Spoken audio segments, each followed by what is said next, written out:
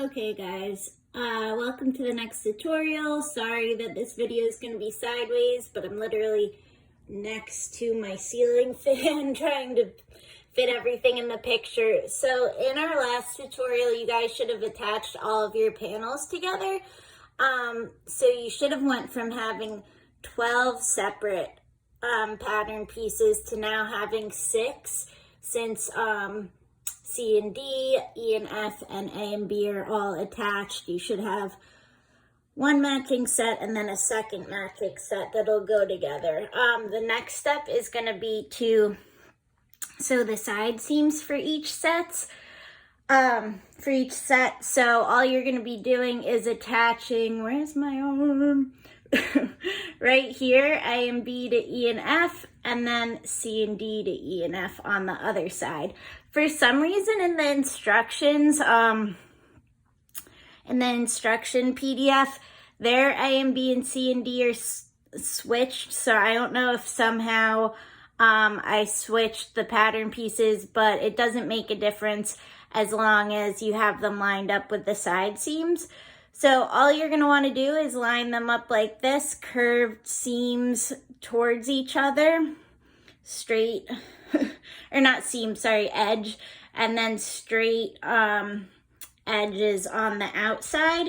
And then we're going to be sewing right sides together. So I'm going to hop down from here and show you guys what to do. So all you're going to want to do, let's see if I can flip this now, is go ahead and take these and place them right sides together. And you'll notice now the curves will actually meet up. So you're just going to want to pin along that side seam. Let me grab my pins real quick. All right. And when you pin along the side seam, the most important thing is to have your notches match up, but you also want your intersecting seams to line up. So that's really important because that'll throw off the look.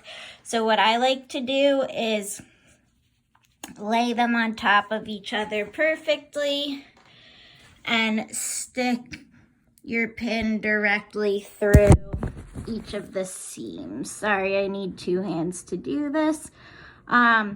And it shouldn't just be at the edge. You should have the pin going through for the whole 5/8, or it might still not line up. So you'll notice I have it matched up from the front and the back there. That way, like I showed you in the last tutorial, that edge stitching or top stitching and seam will carry straight across. So again, right sides together, pin along the side seam, matching up the edges. As long as your seams match and your notches match, you should be okay. You can do a little easing if you want to, but if one edge is longer than the other by a little bit, don't worry too much. You can always just trim that a little bit when you go to hem the skirt later. All right, actually we won't even really be hemming this. It won't be noticeable, so you guys will be fine.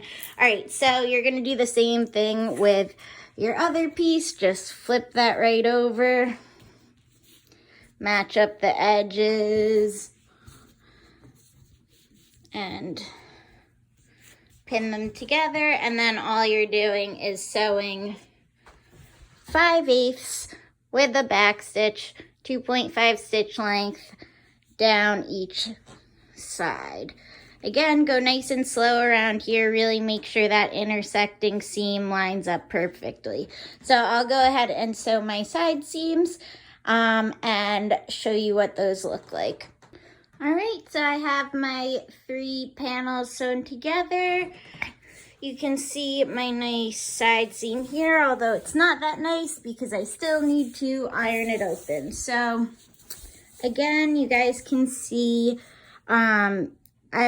here I need to trim this thread obviously, but here my intersecting seams are pretty perfect. That's good. here. They're not perfect, but it's pretty close. I would say if they're too off, I would recommend seam ripping about 2 or 3 inches and realigning that, just because it is a bit distracting, especially if you have high contrast in your fabric. Just remember, if you guys ever do seam rip a mistake, make sure you do backstitch when you start sewing again. So you would seam rip like from here to here if they don't line up. And then when you start backstitch, sew backstitch. Additionally, I had mentioned to double check that intersecting seam when you sew. You want to make sure that your seam allowances do stay down on each side. You don't want them all going to one side and becoming really bulky. So make sure you sew those seam allowances down nice and flat at the sides. Additionally, you do have a slight curve when sewing the side seam here. If you guys find curves especially difficult, just make sure you go really nice and slow. Use your hands to walk the fabric under the presser foot, and just make sure to keep that edge at the 5/8 line so that you'll curve your seam with the edge. If you just go straight, it will mess up the fit of the skirt a bit. All right, so you should have one long piece. This actually could be a wrap skirt on its own without, it would just be an unlined wrap skirt. But we are doing a reversible wrap skirt or a lined wrap skirt, depending on what fabric you had to work with. So you have your one piece done. Now you just want to take your second set of panels with A, B, C, D, and E, F, and do the exact same thing, lining up those side seams and matching right sides together. Once you guys have both sets put together, you should have 2 long panels for the entire skirt. And then in the next video, I will go over connecting them. Thanks for watching, guys.